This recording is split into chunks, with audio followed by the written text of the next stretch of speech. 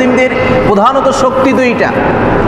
কার কত জনসমর্থন আছে? আমার 56,000 বর্গ মাইলের মধ্যে আমার কত জনসংখ্যা আছে, আমার কত অস্ত্রশস্ত্র আছে, সমরস্ত্র আছে, এটি কোনো মূল ফ্যাক্ট নয়, বরং আমাদের মূল শক্তি হচ্ছে তাকওয়া আল্লাহ। আর 2 নম্বর শক্তি হচ্ছে আমরা যদি পরস্পর একতাবদ্ধ হয়ে যাই, আমরা যদি পরস্পর সংঘবদ্ধ হয়ে যাই, তাহলে পৃথিবীর যে কোনো শক্তি আমাদের সম্মুখে মাথা নত করতে বাধ্য হবে। সেজন্য আল্লাহ তাআলা এই কোরআনের মধ্যে বলছে ওয়া'তাসিমু বিহাবিলিল্লাহি জামিআ, আল্লাহর রজ্জুকে দৃঢ়ভাবে আঁকড়ে ধরো, ওয়ালা তাফাররাকু, পরস্পর দলাদলি করে বিভক্তি হয়ে যেও না। দলাদলি করলে শক্তি হারিয়ে যাবে, দলাদলি করলে অন্যের দাসত্বে পরিণত হবে, অন্যরা দাস হিসাবে তোমাদেরকে ব্যবহার করবে। আজ যারা বলে ভারত প্রতিবেশী রাষ্ট্র হিসাবে আমাদের বন্ধু, যারা ভারতের অনেক গুণগান করে, তারা মুক্তিযুদ্ধে আমাদের অবদান রেখেছে, আমাদেরকে সাহায্য সহযোগিতা করেছে, আমাদের মুক্তিবাহিনী গঠন করে দেশকে স্বাধীন করেছে, আসলে ইতিহাস সম্পর্কে অজ্ঞতা ছাড়া এটি কিছু নয়। 1947 সাল থেকে শুরু করে যখন ব্রিটিশ শাসন আমলের 1947 সালে মুসলিম জাতীয়তার ভিত্তিতে যখন পাকিস্তান আলাদা হয়ে যায়, ভারত আলাদা হয়ে যায়, সেদিন থেকেই ভারত কখনো মুসলিমদের বন্ধু ছিল না, এখনো নাই, আগামীতেও ভারত মুসলিমদের বন্ধু থাকবে না। এটি যত তাড়াতাড়ি আমরা বুঝবো তত তাড়াতাড়ি আমাদের জন্য কল্যাণকর। সেজন্য সম্মানিত মুসলিম দেখেন না যে আজ ফেনী থেকে শুরু করে লক্ষ্মীপুর, এই যে বিভিন্ন জেলা যে প্লাবিত হচ্ছে, এর মূল কারণই হচ্ছে ভারত অন্যায়ভাবে, সম্পূর্ণ অগণতান্ত্রিকভাবে, নির্দয়ভাবে সে তার ত্রিপুরার বাঁধ খুলে দেওয়ার মাধ্যমেই কিন্তু আজকের এই বন্যা হচ্ছে। এই বন্যা কোনো প্রাকৃতিক বন্যা নয়, এই বন্যা হচ্ছে মানবসৃষ্ট বন্যা, এবং এটি বাংলাদেশের জন্য একটি বড় ধরনের ষড়যন্ত্র। সেই জন্য বাংলাদেশের মুসলিমদেরকে বুঝতে হবে, ভারত কখনো বাংলাদেশের বন্ধু হবে না।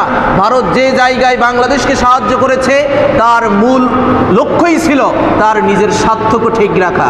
যেখানে ভারতের স্বার্থ ছিল না সেখানে ভারত বাংলাদেশের পাশে কখনো দাঁড়ায় নাই এবং ভবিষ্যতেও দাঁড়াবে না। সেজন্য সম্মানিত মুসলিম, এই যে ভারত যে কাজটি করেছে, আপনারা মনে করেন যুদ্ধ মানে হচ্ছে বিমান থেকে সেখানে বোম্পিং করা হবে, সমরাস্ত্র প্রদর্শন করা হবে, এটিকে মনে করি আমরা যুদ্ধ না। আধুনিক যুগে এগুলো যুদ্ধ, এগুলোও যুদ্ধ, কিন্তু আধুনিক যুগের যুদ্ধের নাম ভিন্ন।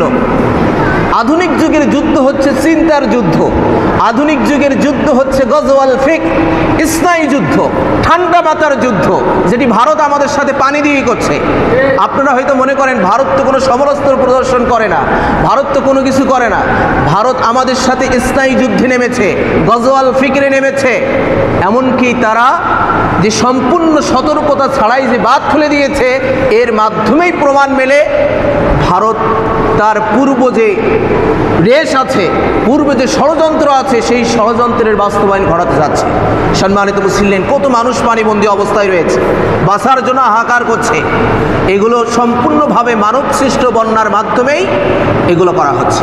সেই জন্য আমাদেরকে জানতে হবে, বিপদে পড়লে মানুষ দুইটা বিষয় জানতে পারে, একটা হচ্ছে তার প্রকৃত বন্ধুকে, আরেকটা বিষয় মানুষ অবহিত হতে পারে যে এই বিপদে তার শত্রুকে, এটি মানুষ জানতে পারে।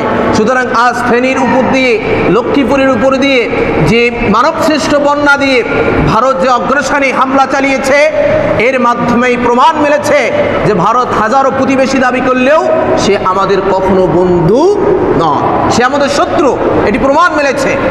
কোনো সতর্কতা ছাড়াই যে বাঁধকে উন্মুক্ত করে দেওয়া হলো, এটি হচ্ছে ভারত অঘোষিতভাবে মুসলিমদের উপরে যুদ্ধ করা শুরু করেছে।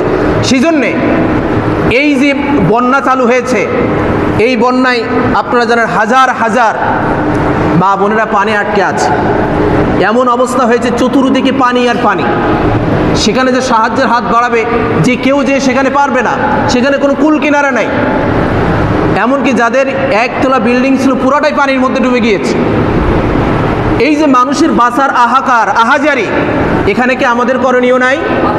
আচ্ছা, আমরা যদি সকলেই সকলের বিপদে সমভাবে না দাঁড়াই, তাহলে আপনি হয়তো মনে করছেন আজ আমি নিরাপদ, আজ আপনি নিরাপদ ঠিকই আছে, কিন্তু এমন তো হবে না যে কাল আজ যে ফেনীবাসী বাঁচার জন্য আহাজারি করছে ওই বিপদে আপনি পড়বেন না, এমন কোনো গ্যারান্টি আছে? সেই জন্যে আমরা দেখেছি যে যখনই সাহায্য চাওয়া হয়েছে ইসলামী সংগঠনগুলোর পক্ষ থেকে, যে অর্থ অনুদানের কথা বলা হয়েছে, সকলেই তার সামর্থ্য অনুযায়ী চেষ্টা করছে, সকলেই দল মত নির্বিশেষে তাদেরকে বাঁচানোর জন্য এগিয়ে এসেছে। এটাই তো ইসলামের সৌন্দর্য। এবং আল্লাহ তাআলা বলছেন, আল্লাহু আউনুল আবদি মা কানা আল আবদু ফি আউনি আখিহি। আল্লাহ তাআলা তার সেই বান্দার সাহায্য করতে থাকেন যখন বান্দা তার অপর ভাইয়ের সাহায্যে নিজেকে নিয়োজিত রাখে। সেই জন্য আমরা হচ্ছি তাদের ভাই। ভাই হিসাবে আমাদের দায়িত্ব হচ্ছে আমাদের সামর্থ্য অনুযায়ী সকলকে সাহায্য সহযোগিতা করা। এমনকি অনেক ইসলামী সংগঠন তারা তাদের ত্রাণ নিয়ে সেখানে চলে গিয়েছে। এখন তাদের মূল বিষয় হচ্ছে তাদেরকে উদ্ধার করা, তাদেরকে উদ্ধার করে একটি নিরাপদ জায়গায় তাদেরকে রাখা। বিশেষ করে মা বোনদের জন্য বেশি সমস্যা। সম্মানিত মুসলিম, সেই জন্যই যারাই সাহায্যের হাত পেতে দিয়েছে, এখানে মনে হয় যুবকরাও একটা করেছে, টিম করেছে, তারাও ত্রাণ নিয়ে যেতে চায়। আমরা আজকের এই জুমা থেকে বলছি, আপনাদের সামর্থ্য অনুযায়ী যার যতটুকু আছে সামর্থ্য অনুযায়ী এই বন্যাত্ম ক্ষতিগ্রস্তদের পাশে দাঁড়ানো, এটি আমাদের উপরে ইমানি দায়িত্ব। ইমানের দাবি অনুযায়ী আমাদের ভাইদের সাহায্য করা, আমাদের মা বোনদেরকে এই পানিবন্দী থেকে উদ্ধার করা, এটি আমাদের উপরে ইমানের দায়িত্ব।